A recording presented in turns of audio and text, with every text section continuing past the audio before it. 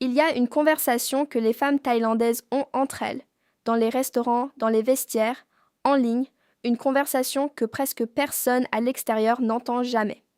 Et cette conversation tourne autour d'une question que personne ne pose officiellement, mais que tout le monde se pose en silence.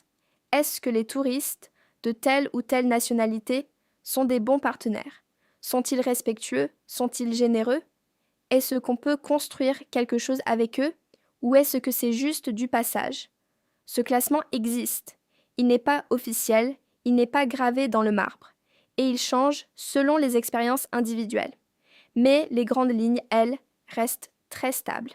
J'en parle aujourd'hui non pas pour blesser qui que ce soit, mais parce que si tu regardes cette vidéo, c'est probablement parce que tu veux comprendre quelque chose de réel sur la façon dont les femmes thaïlandaises te voient. Et je préfère te donner la vérité, même inconfortable, plutôt qu'une image flatteuse qui ne sert à personne. Avant de commencer, si tu n'es pas encore abonné à ma chaîne, fais-le maintenant. Tu ne voudras pas manquer les prochaines vidéos. Ce classement repose sur plusieurs dimensions. L'argent en fait partie, mais moins que tu ne le crois. La façon dont un homme parle à une femme compte infiniment plus. Le fait qu'il la regarde dans les yeux quand elle parle. Le fait qu'il apprenne 2 mots de thaï, même juste Kob Kun Ka au bon moment. Le fait qu'il ne la traite pas comme un service, mais comme une personne. Ce que je vais te donner, c'est une carte honnête du terrain. Pas pour que tu te compares, mais pour que tu comprennes ce qui crée la réputation de chaque groupe.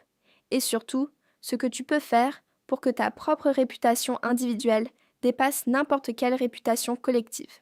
Les touristes qui partent de loin. Commençons par les groupes qui arrivent avec une réputation difficile à gérer, pas impossible à surmonter, mais qui nécessitent un effort conscient. Les touristes russes sont présents en grand nombre en Thaïlande depuis des années. L'image qui s'est formée est celle d'hommes qui négocient tout, qui parlent fort dans les restaurants, qui regardent les femmes avec une insistance qui met mal à l'aise. Ce n'est pas universel, j'ai rencontré des hommes russes absolument charmants, mais c'est la réputation que le groupe a construite collectivement. Une femme thaïlandaise qui rencontre un homme russe pour la première fois part avec ce filtre-là. Lui montrer le contraire prend du temps. Les touristes chinois forment le groupe le plus important numériquement. Le problème n'est pas la nationalité, c'est le comportement de masse du tourisme de groupe. Des quarts entiers de personnes qui parlent uniquement entre elles, qui photographient sans demander, qui traitent la Thaïlande comme un décor plutôt que comme un pays avec des habitants. La femme thaïlandaise qui interagit avec un touriste chinois seul, hors des circuits organisés, a souvent une expérience très différente. Mais l'image globale reste chargée. Les touristes australiens et britanniques arrivent parfois avec une réputation d'alcool. Pas tous, loin de là, mais le tourisme de boîte de nuit, le comportement bruyant en groupe, les nuits à Khao San Road, ces images collent. Ce qui est intéressant, c'est que ces mêmes hommes, quand ils rencontrent une femme thaïlandaise hors de ce contexte, dans une situation normale, font souvent très bonne impression. Le problème, c'est le contexte qu'ils choisissent pour se montrer. Si tu n'es pas encore abonné, c'est le bon moment. Appuie sur le bouton pour ne rien rater de mes prochaines vidéos. Les touristes du milieu. Le milieu du classement est le plus intéressant parce qu'il regroupe les nationalités qui ont le plus de potentiel non exploité. Les Américains arrivent souvent avec beaucoup de confiance en eux, parfois trop. Il y a une facilité de parole, une capacité à s'adapter, un sens de l'humour qui plaît généralement bien. Mais il y a aussi une tendance à ramener tout à leur propre cadre de référence, à parler beaucoup de leur pays, à ne pas vraiment s'intéresser à la culture locale. Quand un Américain prend la peine de montrer une vraie curiosité pour la Thaïlande, il monte très vite dans le classement. Les Japonais et les Coréens ont une réputation mixte, mais en général positive dans les grandes villes. Ils sont polis, ils ne font pas de scènes, ils respectent les codes sociaux. Le problème est parfois la timidité, une difficulté à aller vers quelqu'un, à initier une conversation, à exprimer clairement ce qu'ils ressentent. Mais une fois ce cap passé, les femmes thaïlandaises ont souvent de très bonnes expériences avec eux. Les Italiens ont une réputation romantique qui les précède. C'est un avantage au premier contact. La curiosité est là, l'intérêt est là. Mais cette même réputation crée parfois des attentes qu'ils ne savent pas honorer sur la durée. Le premier soir peut être parfait. Le lendemain matin, moins. Cette question du classement, de comment t'y positionner, pas seulement le premier soir, mais sur la durée, c'est exactement ce que j'entends le plus dans les commentaires. Des hommes qui me demandent comment faire bonne impression, comment dépasser les préjugés, comment transformer une rencontre en quelque chose de réel avec une Thaïlandaise.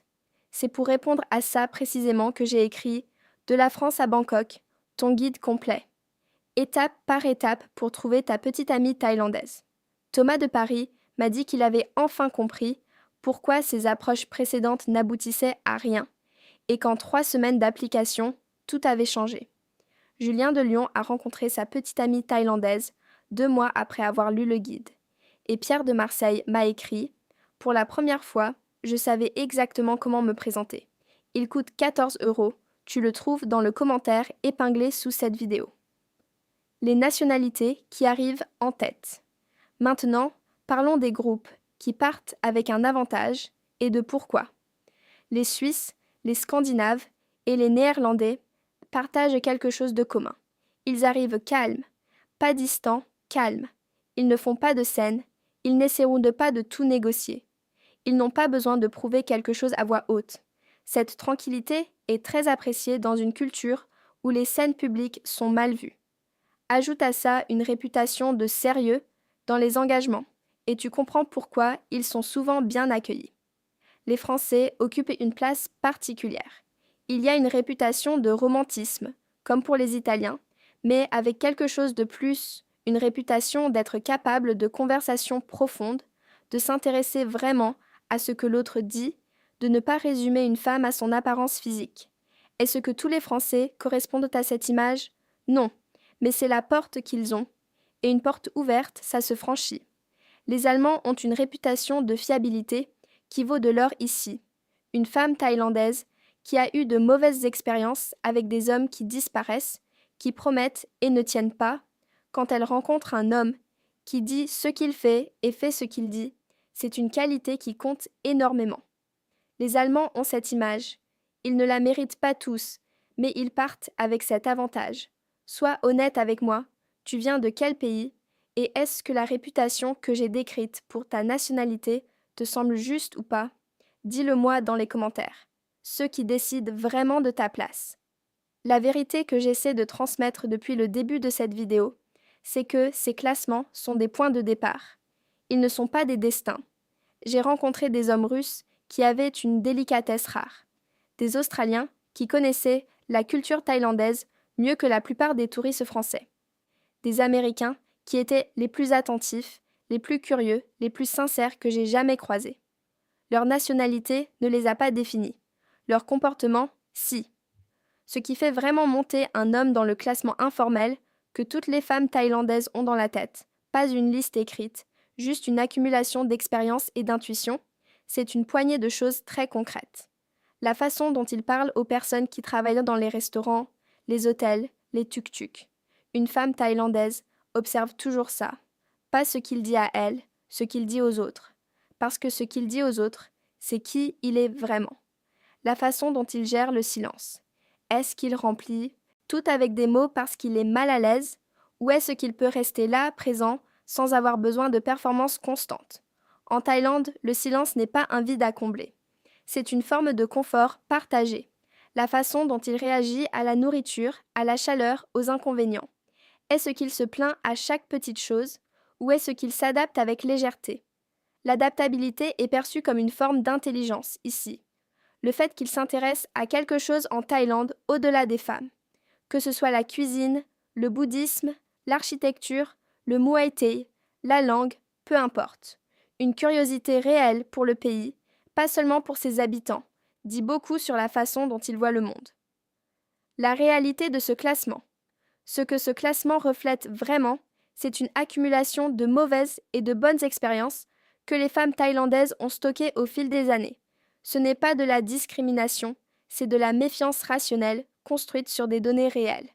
Quand un groupe d'hommes d'une certaine nationalité a, collectivement, eu tendance à être irrespectueux, à profiter, à disparaître sans un mot. Les femmes de ce pays apprennent à se protéger. Ce n'est pas injuste envers l'individu, c'est humain. Et la seule façon de changer ça, c'est d'être individuellement l'exception qui confirme la règle. De montrer, par des actions concrètes et répétées, que toi, tu n'es pas cette image-là. Ça prend un peu de temps. Ça demande une certaine humilité, celle d'accepter que tu arrives peut-être avec un bagage que tu n'as pas choisi. Mais ça se fait. Et quand ça se fait, quand une femme thaïlandaise décide que tu es différent de ce qu'elle attendait, c'est un des compliments les plus précieux qu'elle puisse te faire. Ce que tu emportes de cette vidéo. Tu n'es pas ta nationalité, mais ta nationalité est la porte par laquelle tu entres. Ce que tu fais après avoir franchi cette porte, comment tu te comportes, comment tu écoutes, comment tu traites les gens autour de toi, c'est ce qui détermine vraiment où tu te retrouves dans le classement informel, personnel, intime que chaque femme thaïlandaise a construit dans sa tête. La bonne nouvelle, c'est que ce classement n'est jamais fermé. Il se met à jour à chaque interaction. Et une interaction vraiment belle peut effacer des années de réputation collective. Tu as cette possibilité à chaque rencontre. Elle ne dépend que de toi. Ces vidéos me prennent énormément de temps à préparer, en dehors d'un travail à temps plein. Si tu les trouves utiles, abonne-toi à ma chaîne et laisse un like. C'est le meilleur signal que tu peux envoyer à l'algorithme pour que ce type de contenu continue d'exister. À très bientôt dans la prochaine vidéo. Mon e-book est disponible dans le commentaire épinglé. 14 € pour tout apprendre, étape par étape, de la France jusqu'à ta petite amie thaïlandaise. Tu le trouves juste en dessous de cette vidéo. Merci pour ton soutien.